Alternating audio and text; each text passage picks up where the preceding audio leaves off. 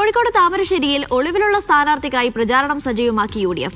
11ാം വാർഡിലെ സ്ഥാനാർത്ഥി ഫ്രഷ്കട്ട് സമരസമിതി നേതാവ് ബാബു കുടിക്കലിനായാണ് പ്രചാരണം. ഫ്രഷ്കട്ട് സമരവുമായി ബന്ധപ്പെട്ട് ഒളിവിലായിരിക്കെയാണ് ബാബു കുടിക്കൽ തെരഞ്ഞെടുപ്പിൽ മത്സരിക്കുന്നത്. താമരശ്ശേരിയിൽ നിന്ന് ഷബീർ അമറിന്റെ റിപ്പോർട്ട്. തദ്ദേശ തെരഞ്ഞെടുപ്പാണ്. നാടും നഗരവും ഇളക്കിമറിച്ച പ്രചാരണം പുരോഗമിക്കുകയാണ്.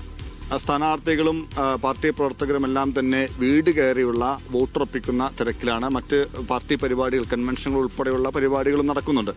ഞാനിപ്പോൾ നിൽക്കുന്നത് കോഴിക്കോട് താമരശ്ശേരിയിലാണ്. താമരശ്ശേരിയിൽ ഒരു വാർഡിൽ, 11ാം വാർഡിൽ മത്സരിക്കുന്ന സ്ഥാനാർത്ഥി പ്രചാരണത്തിനിറങ്ങുന്നില്ല. ആ സ്ഥാനാർത്ഥി ഇല്ലാതെയാണ് ഇവിടുത്തെ പ്രചാരണം പുരോഗമിക്കുന്നത്.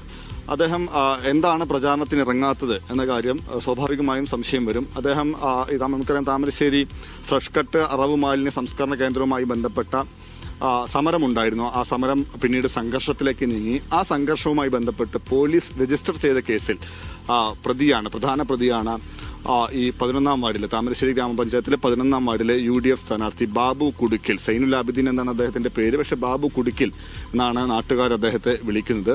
അപ്പോൾ അദ്ദേഹത്തിന് വേണ്ടിയുള്ള പ്രചാരണമാണ് ഇപ്പോൾ അവിടെ കാണുന്നത്. അതിൽ പ്രത്യേകത എന്താണെന്ന് വെച്ച് കഴിഞ്ഞാൽ, ഈ ബാബു കുടിക്കൽ ഒളിവിൽ കഴിയുകയാണ്. ഈ ഒളിവിൽ കഴിയുന്നതിനിടെയാണ് അദ്ദേഹം ഈ സ്ഥാനാർത്ഥിത്വം പ്രഖ്യാപിക്കപ്പെടുന്നത്. അദ്ദേഹം നാമനിർദ്ദേശ പത്രിക സമർപ്പിക്കുന്നത്.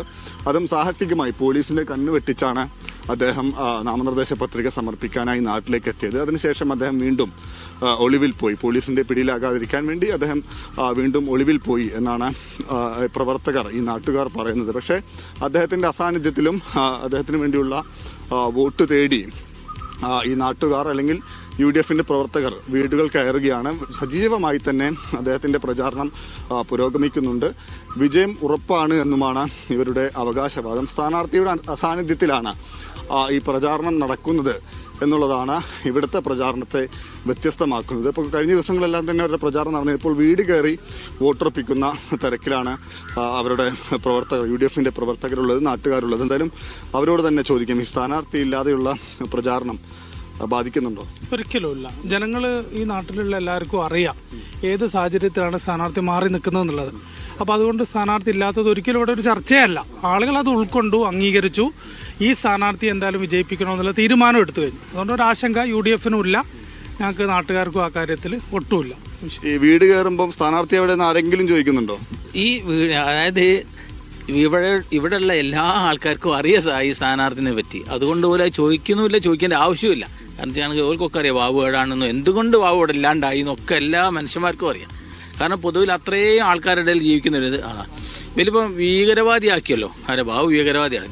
ഞാൻ സാറിനോട് കാര്യം ചോദിക്കട്ടെ, ഒരു മനുഷ്യനെ പറ്റി ഏറ്റവും നല്ലോണം അറിയാവുന്ന ഞാൻ മനസ്സിലാക്കിയെടുത്തോളം ഓരോ പുരക്കാർക്കാണ്, പിന്നെ അവരെ ഫ്രണ്ടിന്, നാട്ടുകാർക്ക്. ഞങ്ങളെ സംബന്ധിച്ചിടത്തോളം ചെറുപ്പം മുതൽ കാണുന്ന ഒരു വ്യക്തിയാണ്. ഭീകരവാദി അല്ല എന്ന് ഞങ്ങൾക്ക് 100% ഉറപ്പാണ്. ഇനി പോലീസ് അന്വേഷിച്ചിട്ട് ഭയങ്കര ഭീകരവാദിയാണ് ഉണ്ടാക്കുകയാണോ, ഞങ്ങളത് വിശ്വസിക്കാം. അല്ലാതെ ഇപ്പം ഞങ്ങളുടെ നാട്ടിനെ സംബന്ധിച്ചിടത്തോളം ഓൻ ഞങ്ങൾക്ക് വേണ്ടപ്പെട്ട ഒരാളാണ്. ബാബു ഞങ്ങൾക്ക് വേണ്ടപ്പെട്ട ഒരാളാണ്. ചെറുപ്പം മുതൽ ഞങ്ങൾ കാണുന്ന ഒരാളാണ്. അതുകൊണ്ട് തന്നെ ബാബു ഞങ്ങൾ വിജയിപ്പിക്കുക തന്നെ ചെയ്യും.